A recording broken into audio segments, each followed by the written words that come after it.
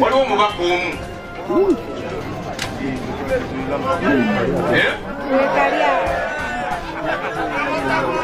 yagenda n'alimba ate n'awayiriza nze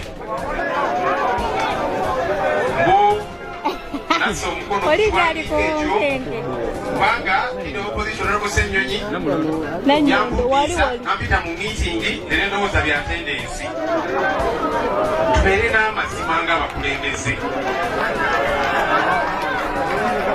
miitingi omukulembeze wammwe oyo gye yajjamu yali talina nagibeeramu miitingi yali ya shadow cabinet.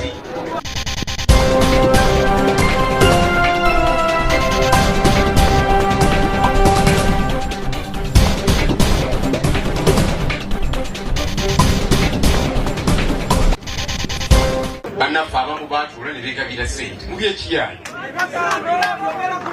netugamba nedda kino kikyamu twagala tukiteeseeko mu palamenti netutandika okusayininga mwali mubigoberera katussa emikono tugamba ensonga eno twagala yanjulibwe mu palamenti.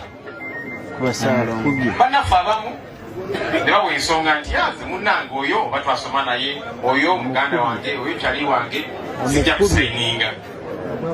Gamba oke bwotyo bwosazeewo tetukkaanya naawe naye ate tulina ababaka abamu ensonga ey'amazima nga teriimu. Waliwo omubaka omu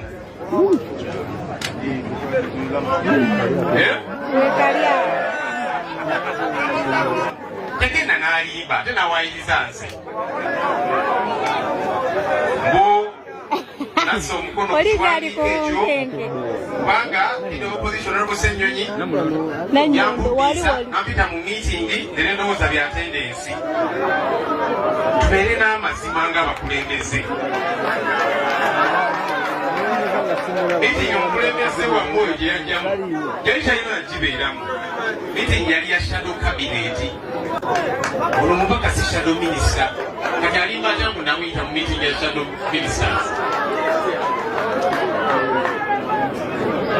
Ekiwandiiko kyateekako omukono nga kiri clear kyakusensyalinga bali ababbasiri mu musolo oze mu miitingi gy'otalina kubeeramu.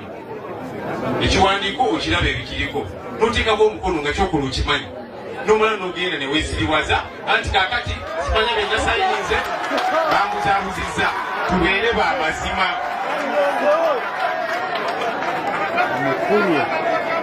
Honorable Veronica Nanyonga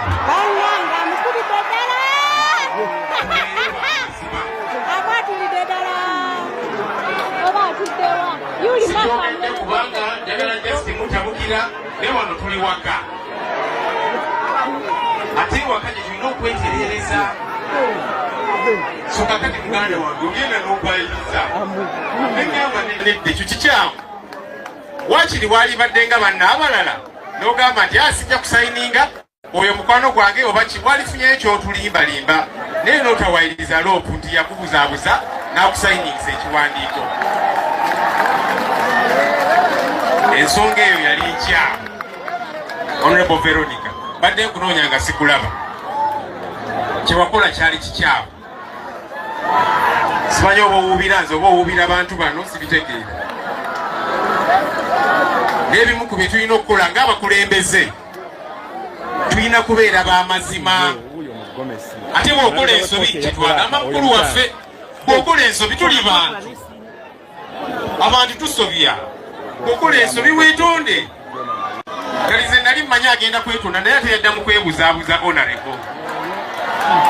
honorable kusaba oli mukulembeze munnange weetereeze abantu baffe lekerawo babuzaabuza bategeere nti oli ku oba togiriiko. Nsonga eyo nkulu.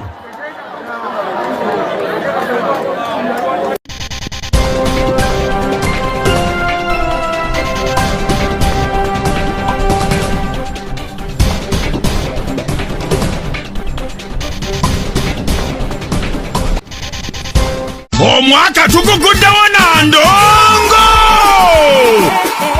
bwetegekera ekiro ky'endongo Kasigu ky'otalyerabira nga Catherine Kusaasya asumula endongo Mahinya ku Sheraton Gardens e Kampala nga 10 January 2025. okuyingira shilingi emitwalo 10 emmeeza y'abantu omunana milioni 3 ate gold ya milioni 5. All is gold. The roots of Catherine Tusasira live in concert. Muve mu byokunyonyola etiketi muzigulanga bukyali. Emmeeza tuzijjuzeko bibebi bi 4x4x5 bisikira mu maaso n'emabega bikatapira bihirax revo kiyimirira ne kikubuuza nti gwompita n'otandika asusunyesa mujja tujjuza Sheraton Gardens waneyu nga 10 January 2025 ekutuusibwako Yoga Tunes n'ebitegekebwa Happy Tax Promotions.